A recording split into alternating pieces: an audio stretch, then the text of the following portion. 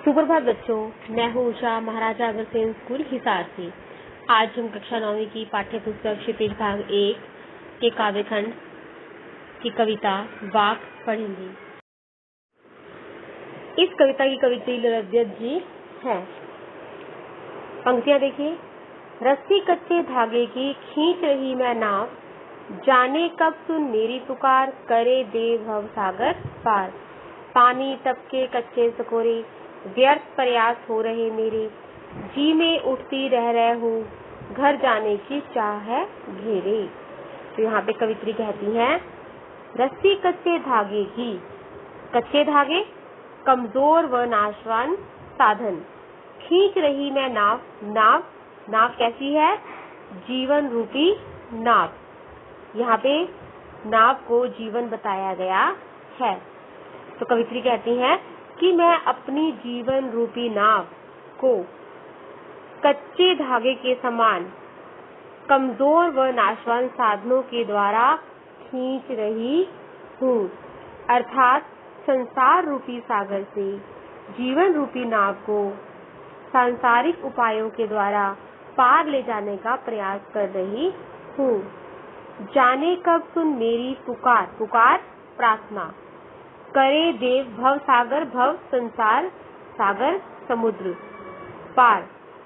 ना जाने कब ईश्वर मेरी इस प्रार्थना को सुनेंगे, करे देव भव सागर से पार, और मेरी जीवन रूपी नाव को इस संसार रूपी सागर से पार लगाएंगे।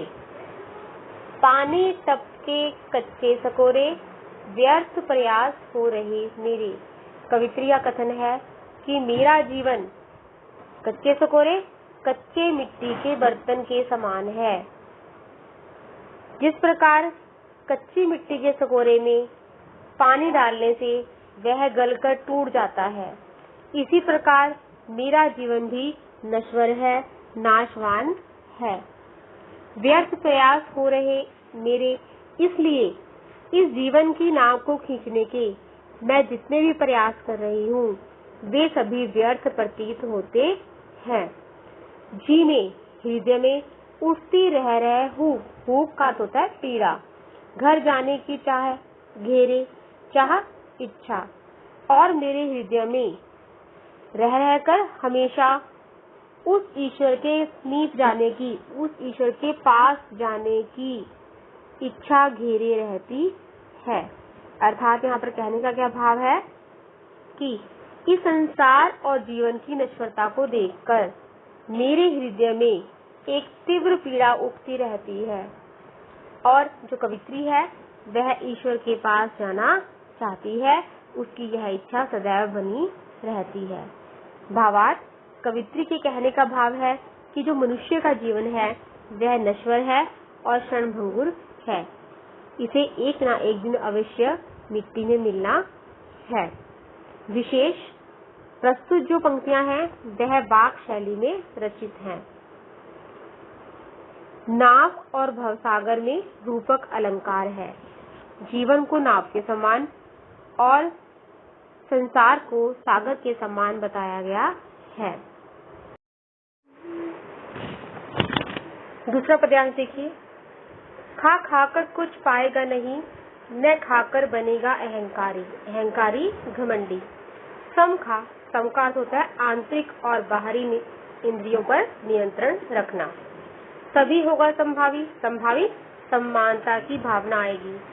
खुलेगी सांकल बंद द्वार की, खुलेगी सांकल बंद द्वार की का अर्थ है चेतना व्यापक होगी, मन जो है सांसारिक बंधनों से मुक्त हो जाएगा। व्याख्या। खा खाकर कुछ पाएगा नहीं, न खाकर बनेगा अहंकारी। तो कवित्री यहाँ पर मनुष्य को चेतावनी देते हुए कह रही है कि खा खाकर, क्या खाकर? इस जीवन में सांसारिक सुखों को भोगने पर कुछ नहीं पाएगा, तुझे कुछ भी प्राप्त नहीं होगा। न खाकर बनेगा अहंकारी, और यदि तू सांसारिक वस्तुओं का, धन दौलत को जोड़ता रहेगा, इनका उपभोग करता रहेगा, तो भी तेरे मन में धन दौलत को पाकर अहंकार आ जाएगा। सम खा, सम कि हे मनुष्य तुझे क्या करना है?